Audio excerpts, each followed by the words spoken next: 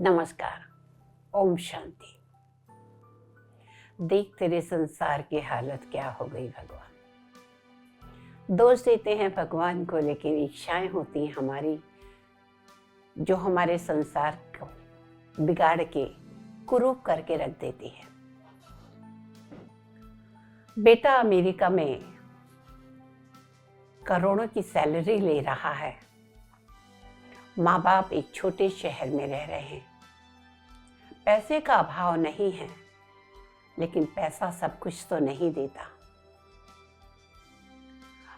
माँ बाप को पैसा भरपूर बेटा भेजता रहता है, लेकिन माँ बाप को संतुष्टि नहीं है। कई बार विचार आता है, क्या करें इन पैसों का। बेटा है, बहू है, पोते हैं, पोती हैं, लेकिन हम यहाँ पे अकेले पड़े हैं। पैसे को खाया तो नहीं जा सकता, नोटों पर सोया तो नहीं जा सकता, नोटों से ही तो सारा सुख नहीं होता। और ये विचार, ये संकल्प बेटे को अमेरिका में पहुंच जाते हैं। और बेटा पिता को एक पत्र लिखता है, पिताजी, माताजी प्रणाम। बहुत अच्छा जॉब है, बहुत अच्छा बंगला है, तुम्हारी बहू भी बहुत अच्छी है, तुम्हारे दोनों नाती पोते भी बहुत खुश हैं, वेल सेटल्ड हूं। पिताजी, चाहकर भी मैं आपके पास नहीं आ सकता क्योंकि जिम्मेवारियां बहुत हैं। चाहकर भी आपके नाती पोतों को नहीं लेके आ सकता क्योंकि उनके कैरियर का सवाल है, उनकी स्कूल का सवाल है। आपकी बहू को भी नहीं छोड़ के आ सकता क्योंकि बच्चों का और मेरा ख्याल तो वही रखती है। अमेरिका में तो नौकर आसानी से नहीं मिल पाते। मैं जानता हूं कि माता पिता के चरणों में ही स्वर्ग होता है। मैं जानता हूं कि भारत भूमि स्वर्ग तुल्य है, लेकिन फिर भी भारत नहीं आ पा रहा हूं। लेकिन पिताजी, आप जो सोच रहे हैं, आपके संकल्प मुझे पहुंच रहे हैं कि आजकल के बच्चे कितने संवेदना शून्य हो गए हैं। लेकिन मैं एक बात पूछना चाहता हूं पिताजी, क्या ये संवेदना शून्य बनना, इसका जिम्मेवार मैं ही हूं? आप थोड़ा सोच कर देखिए। जब मैं छोटा था तो अंग्रेजी स्कूल में आपने भेजा था, कॉन्वेंट में पढ़ने को आपने भेजा था, आप मुझे ट्यूशन लगवाते थे। हमेशा मेरे कानों में यही गूंजता था, बेटा तेरे को इंजीनियर बनना है, तेरे को समाज में बहुत ऊंचा नाम करना है, तुझे बहुत पैसे कमाना है, तभी तो समाज में वैल्यू होती है। तू विदेश जाएगा, अमेरिका जाएगा, मेरा नाम रोशन करेगा।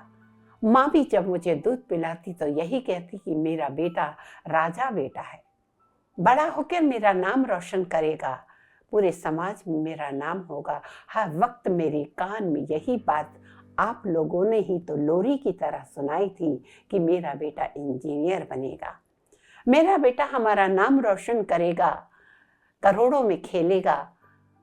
और सही में आज मैं करोड़ों में खेल रहा हूं।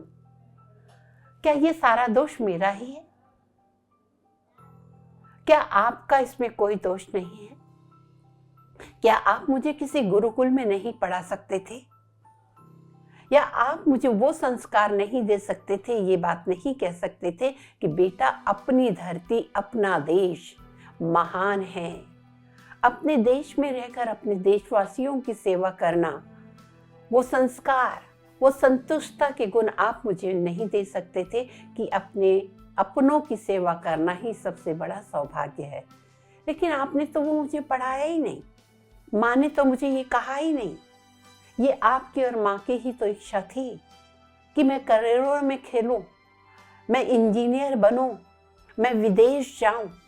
और आज जब मैं यहाँ आ गया हूँ, मैं आपको पैसे भेज रहा हूँ, लेकिन मैं आपको समय नहीं दे पा रहा, मैं आपकी सेवा नहीं कर पा रहा, मैं आपको आपकी बहू से नहीं मिलवा पा रहा, आपके नाती पोतों से नहीं मिलवा पा रहा, अपने देश की सेवा नहीं कर पा रहा, अपने स्वर्ग जैसे देश में जहाँ दुनिया भर के लोग आते हैं वहाँ मैं खुद नहीं आ पा रहा। क्या इसमें मेरा दोष है? क्या संवेदना शून्य में पैदा हुआ था? क्या इसमें आपका और मां का कोई दोष नहीं है? दोस्तों, ये बात आप भी अपने जीवन में थोड़ा विचार करें।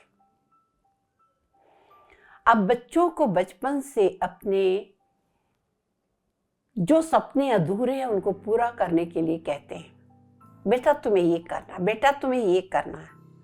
लेकिन क्या उसके पीछे आप सोचते हैं कि बेटा वो कर लेगा तो फिर बेटा आपका अपना रह जाएगा? आपने ही तो सपने देखे कि वो विदेश में जाए, वो डॉक्टर बने, इंजीनियर बने, पायलट बने, और वो जब बन गया खुश है, आपको पैसे भी भेज रहा है, तो आप कह रहे हैं कि संवेदना शून्य हो गया, भावनाएं शून्य हो गई, माता पिता के प्रति कर्तव्य नहीं है। लेकिन क्या आपने वो संस्कार दिए?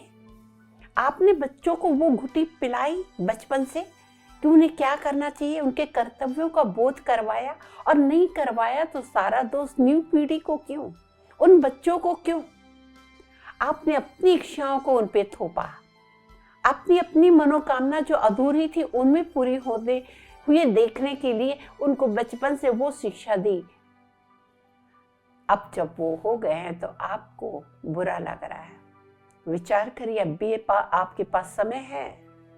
आप क्या चाहते हैं? परिवार के साथ में पूरा परिवार साथ रहे, तो बचपन से बच्चों को वही संस्कार, वही संकल्प, वही विचार दें जो आप बुढ़ापे में उनके साथ देखना चाहते हैं, अपने साथ रखना चाहते हैं। उनको अपने देश की विशेषता, अपने देश के संस्कार, अपनी संस्कृति के बारे में परिचित कराएं कि हम उस देश के वासी हैं जहाँ भारत को माता, धरती को माता, गंगा को माता कहा जाता, गाय को माता कहा जाता है, जहाँ सब धर्मों को समान माना जाता है, जहाँ वसुधैव कुटुंबकम का पाठ पढ़ाया जाता है। भारत ने आज तक 1 इंच भूमि किसी देश पे चढ़ाई करके नहीं ली। भारत वो महान देश है जहाँ परमात्मा का अवतरण होता है।